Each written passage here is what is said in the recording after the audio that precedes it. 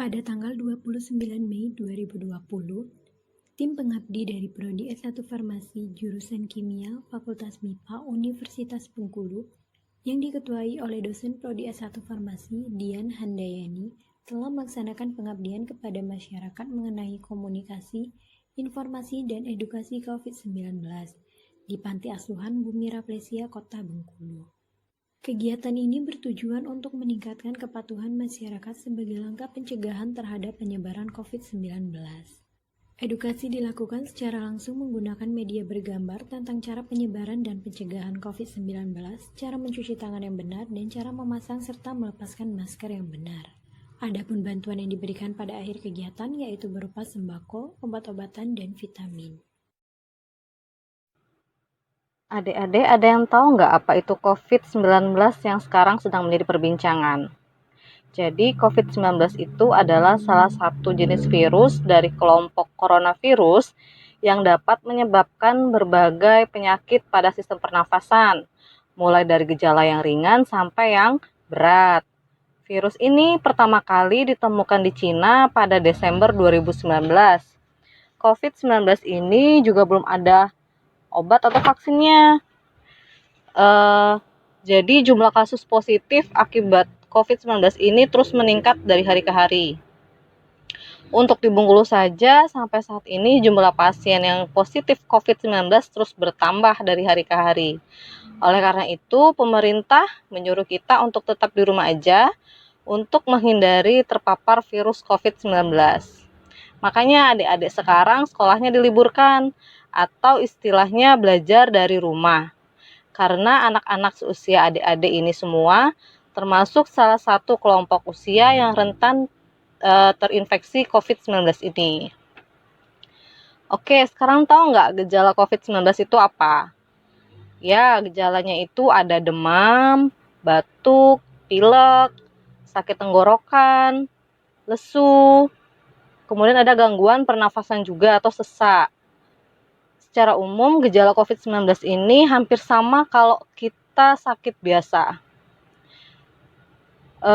Terus yang membedakannya apa antara sakit biasa dengan gejala dari COVID-19 ini?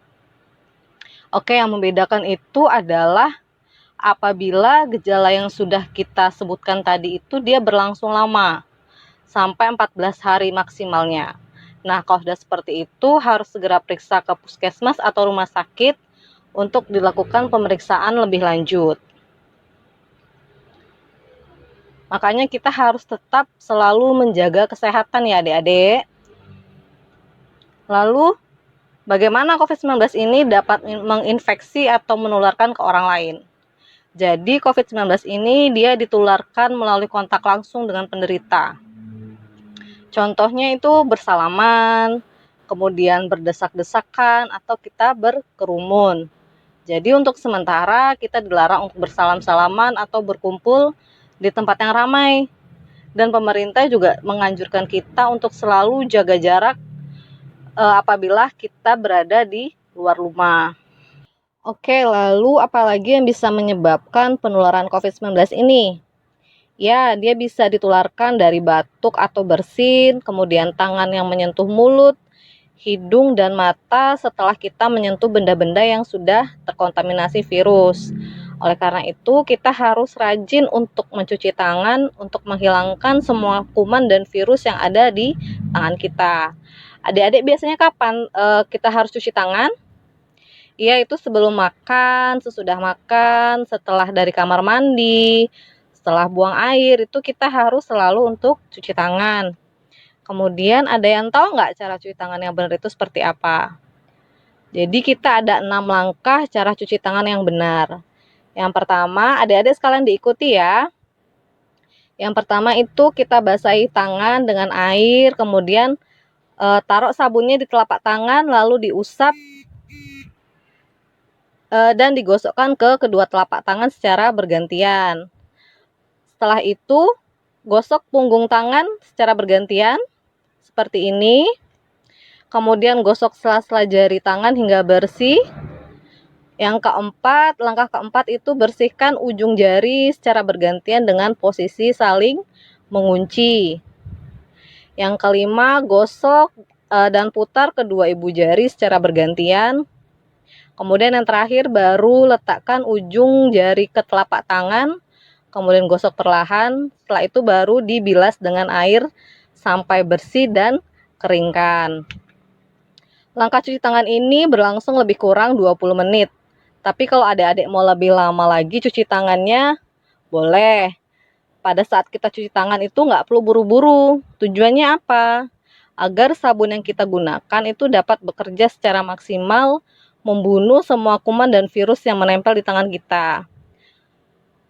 Cuci tangan ini juga bisa dilakukan tidak hanya menggunakan sabun, tapi juga bisa menggunakan hand sanitizer. Hand sanitizer ini dia fungsinya sama seperti sabun dan lebih praktis. Jadi bisa kita bawa ke mana-mana. Jadi hand sanitizer ini dia digunakan pada saat kita mau cuci tangan, tapi di tempat sekitar kita itu tidak ada sabun dan juga air. Jadi hand sanitizer ini dia ada kandungan alkohol di dalamnya. Jadi jangan sampai tertelan ya adik-adik. Oke, sekarang siapa yang bisa mempraktekkan cara cuci tangan yang sudah dijelaskan tadi?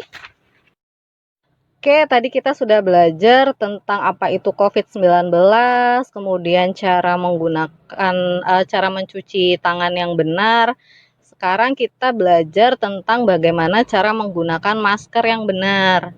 Ada yang tahu nggak adik-adik cara menggunakan masker yang benar? Jadi cara menggunakan masker yang benar itu kita harus menggunakan masker itu menutupi hidung dan juga mulut. Jadi jangan sampai hanya mulut aja yang ditutupi atau hanya tutup mulut sama hidung tapi dagunya masih kelihatan, lehernya masih kelihatan. Jadi benar-benar kita harus menutupi mulut dan hidung. Ya, seperti itu adik-adik. Oke, itu cara menggunakan masker. Kalau cara melepaskan maskernya gimana? Untuk cara melepaskan maskernya, itu kita jangan memegang bagian depan dari masker. Yang kita lepaskan itu hanya talinya. Jadi kita pegang bagian talinya saja, kemudian baru kita lepaskan. Kalau kita memegang bagian depan masker, takutnya dikhawatirkan tangan kita itu tidak bersih, jadi bisa mengkontaminasi masker yang kita gunakan. Masker yang adik-adik gunakan itu adalah masker kain yang bisa dicuci berulang kali.